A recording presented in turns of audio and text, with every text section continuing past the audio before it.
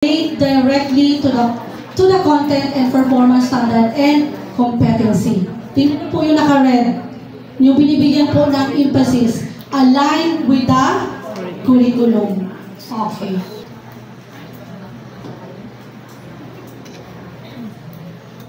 Next, assessment must be reliable and consistent. Katulad din po ng nauna kanina. Consistent. From inclusive. Inclusive. Where? So, napakahalaga po nun.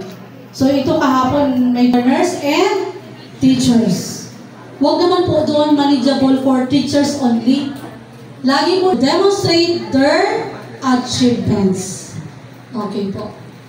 Next, assessment must be part of a transparent, ongoing process where learners' progress is monitored over time. To improve learning and reflect on the teaching and learning process. So, dapat po si teachers and si learners ay use feedback, effective value, which becomes what is taught. Okay, this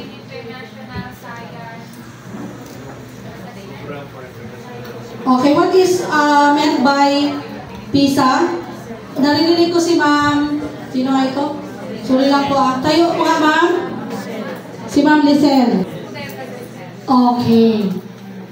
Narinig niyo po ito during Senate hearing? Ako narinig. Pinipili ng ating department randomly. Okay. So, PISA 2012, Creative Problem Solving. Okay. Innovative domains in PISA. So, question, Julio lives in Silver, Maria lives in Lincoln, and Don lives in Novel. They want to meet a suburb, ang basa dito, suburb on the map. No one wants to travel for more than 15 minutes. Where could they meet? Okay. So gusto nilang magkita sila, our students are equipped to thrive the 21st century beyond. So yan po yung goal ng PISA. But it's sad to say na the students are equipped. Kasi minsan, ito po yung collaborative problem solving to effectively engage in process whereby two or more agents attempt to solve a problem by sharing the understanding and effort required to come to a solution and pooling their knowledge, skills, and effort to reach that solution. Problem-solving process, representing and formulating. The CPS skill or the collaborative problem solving, building a shared representation, and negotiating the meaning of problem. So, common ground. Okay. So, ito po yung PISA 2015 Collaborative Problem Solving. To engage in open, appropriate, and effective interaction with people from different cultures and to act for collective well-being and sustainable development. So, yan po yung global competence ng 2018. Okay, so domain, culture and intercultural relations. Subdomain, perspective taking, stereotypes,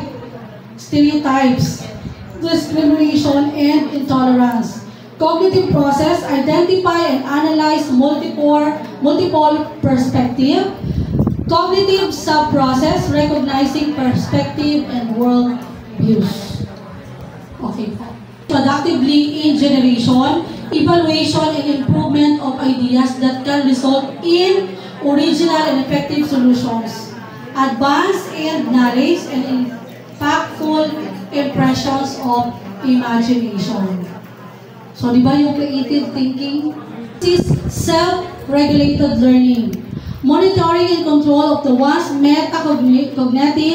cognitive, behavioral, motivational, and effective process while learning. computational and scientific inquiry practices, capacity to use digital tools to explore systems, represents ideas and solve problems with computational logic. Okay, so yun na po yung ano ng ating PISA for 2025 learning in digital world. Okay, tingnan po natin emerging technologies by 2025. Cloud computing, big data analytics, Internet of Things and connected devices, encryption and cybersecurity, artificial intelligence, text, image, and voice processing, e-commerce and digital trade, robots, non-humanoid. Actually sa Japan, sila po yung advanced pagdating po sa technology. Augmented and virtual reality, distributed ledger technology, example yung blockchain, 3D and 4D printing and modeling, power storage and generation, new materials, example, the nanotubes, graphene, biotechnology, robots, humanoid, quantum computing. Sabi nga po nila, darating daw yung panahon, maliles na po yung human, anong tawag ito? Yung trabaho ng tao, kasi robot na yung magtatrabaho. Katulad po sa Japan, di ba? Yung pong mga, ang tawag nun, yung naglalaglag lang sila na coin. Active learning and learning strategies, complex problem solving, critical thinking and analysis, creativity, originality, and initiative, leadership and social influence, technology use, monitoring and control, technology design and programming. Number 9, resilience, stress tolerance, and flexibility. Number 10, reasoning, problem solving, ideation. Number 11, emotional intelligence. 12, troubleshooting and user experience. 13, service orientation, systems analysis and evaluation, persuasion and negotiation. Okay. How can formative assessment be reimagined to promote complex 21st century skills?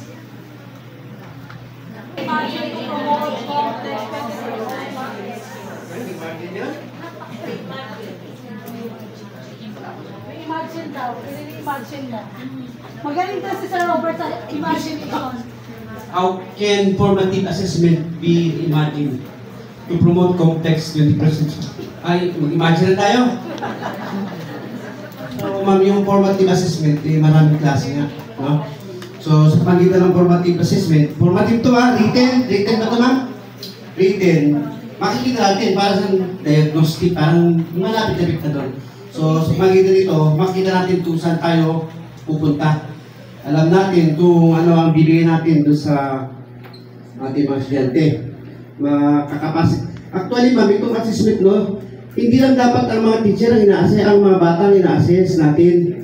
Dapat ina-assess din ng mga school head, yung kanilang teacher. Kung ito bang teacher na to, pwede magturo ng kinder. Katulad ni Sir Thomas, pwede ba sa kinder yan? Itong teacher na to, pwede ba ito sa grade 6? Itong teacher, dapat ma'am, yung assessment na yan, no, hindi na siguro tatake sa pinagsimit nyo sa'yo. Nauna na ako. Yung dapat ma'am sanang, yung assessment din. At tulad ma'am ng multi-grade, meron tayong multi-grade. Ito pa pinag-aaral natin, kaya ba ng multi-grade teachers sa Simulea? Yun, kawawa sila ma'am, itong mga bigla-biglang pagbabago, bigla-biglang wala tayong magagawa, mga kasama, yakapin natin ito sa ayaw at hindi, di ba? Kaya natin yan. No, bahala si Batman.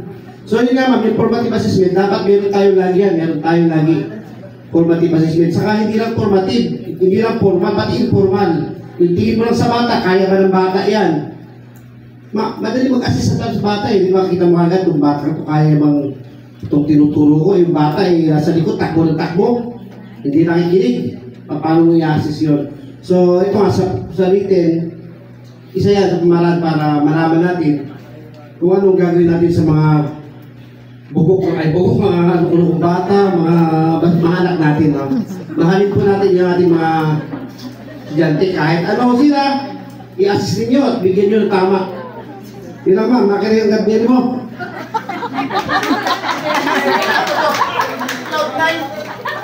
Kung gusto mo siya ng gagawin, akin na yan. Bibilihan kita bukas. Hanggang ano pa naman tayo sa yung kinder ko. Bago kinder ka ngayon. So, role in cultivating the complex skills students need to thrive in 21st century. So, una po doon, embrace creativity and innovation. Encourage the students to explore alternative solutions and think creatively about problems. Provide open-ended tasks and projects that allow for divergent thinking and innovation. Pangalawa, foster collaboration and communication. Incorporate group activities and discussion where students work together to solve problems and share ideas. Ginagamit po natin ito. Provide opportunities for peer feedback and reflection to enhance communication skills. Pangatlo, develop critical thinking and problem solving. Pose challenging problems that require students to analyze, evaluate, and synthesize information. Encourage the student to ask questions, make connection, and apply strategies to solve complex problems. Pang-apat, cultivate adaptively and resilience. Offer opportunities for students to navigate uncertainty and learn from failures. Provide timely feedback and support to help students overcome obstacles and persevere in their learning. Panglima, empower the student ownership and reflection. Involve the students in setting goals, monitoring their progress, and reflecting on their learning. Encourage self-assessment and metacognition to foster greater ownership of learning outcomes. By reimagining formative assessment to promote these complex 21st century skills, educators can empower the students to thrive in rapidly changing world and become lifelong learners prepared for the success in diverse contexts. Okay po. Sabi ko sa kanina, huwag kayo masyadong development.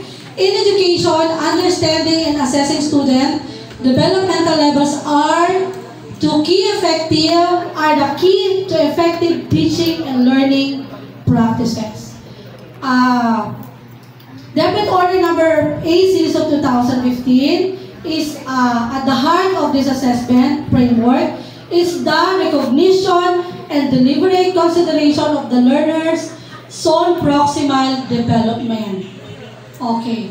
Mental levels, ito yung sa amin kahapon na binibigyan talaga sa amin ng emphasis what is the importance of Bloom's taxonomy in facilitating the students. Assessing development levels by Glaser's model versus Bloom's taxonomy. Glaser models and Bloom's taxonomy assessing developmental progression. This slides just poses Glaser model of criterion reference developmental levels with Bloom's taxonomy to illustrate the progression of learners' cognitive development from basic recall to advanced creation.